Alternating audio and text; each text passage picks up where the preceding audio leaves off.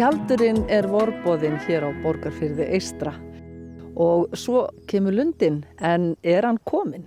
Það veit Ólafur Aðalsteinsson því að hann veit allt fuglalífið hér á þessum stað.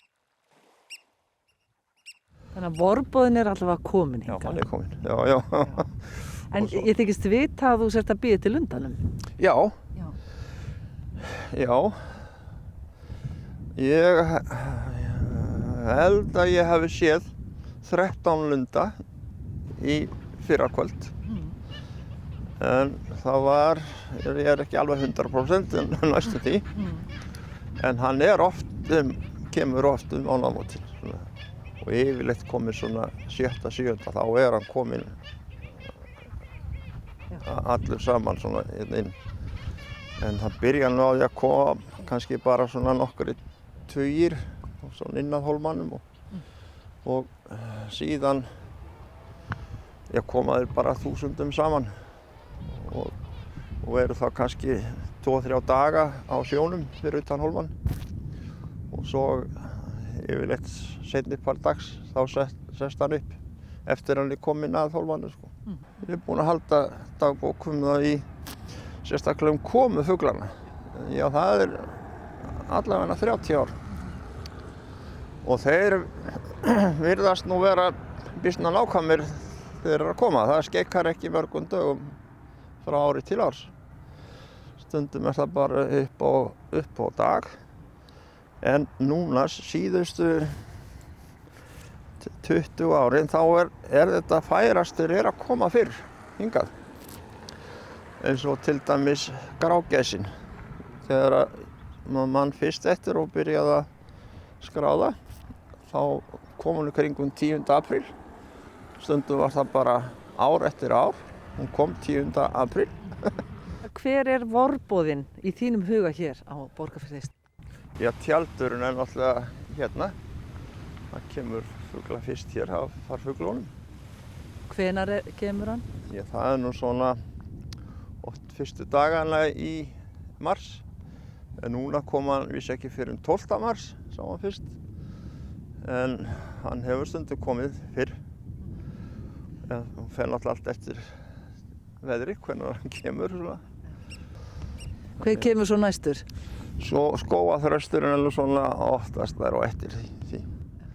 Og hettumáfur og komið svona hver af öðrum hettir.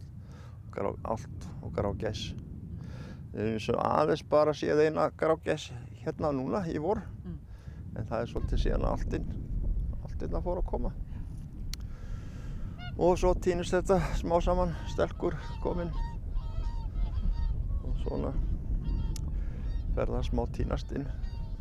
En hefur þetta alltaf verið svona? Hefur lundabyggðin verið stöðug og mikil hér? Já, það hefur verið alveg síðan að ég man eitt og náttúrulega löngu fyrir það. En bara á þessum hérna inn í Borgarfirði í Hafnarhólmanum. En það mjög mikil lundabyggð út undir Hafnarbjargi. Það mjög mikil lundabyggð og dálítinn svartfuglabyggð, bæði langvíja og álka. Hver kemur síðastur? Já, Óðinshaninn kemur náttúrulega síðastur hér. Já.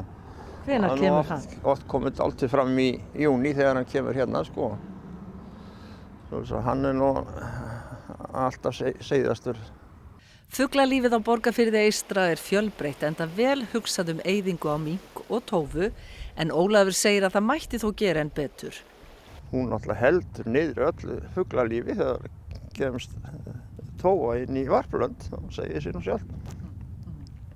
En svo þegar annar fugl sem nýr í landinu við hérna, það stormáurinn sem stór hættulegur, segi ég, svona mófuglalífi, því hann ryksugar upp hérna þar sem hann allt mófugla, egg og unga, liggur í þessu fram eftir sumri.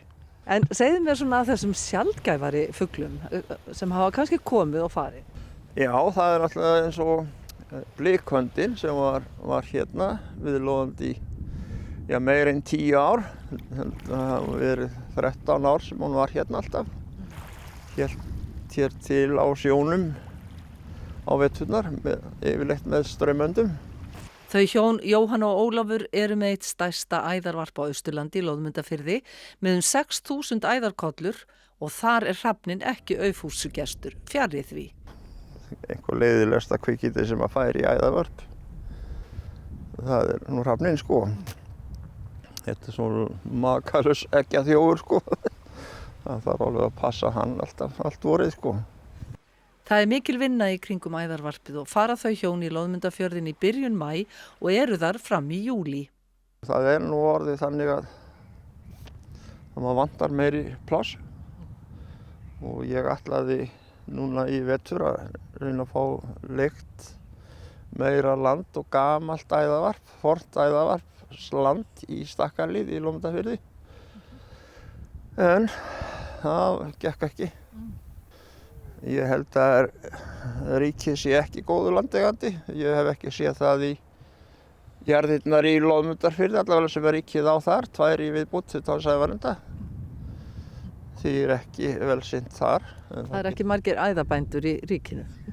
Nei, nei, það er engin í fjármálaráðuneytinu æðarbóndi allavega. En Ólafur lætur þetta ekki trufla sig of, enda æðarfuglinn það sem líf hans snýst að mestu leyti. Já, hann er bara svona mannelskur og það er gott að vera í námunda við hann og ég held að honum finnist það notalegt líka. Þegar maður er að þjóstra við hann og hjálpa honum við hreiðurgerð og annað. Honum líkar það mjög vel að það sé verið að búa til hreiður og laga til fyrir hann.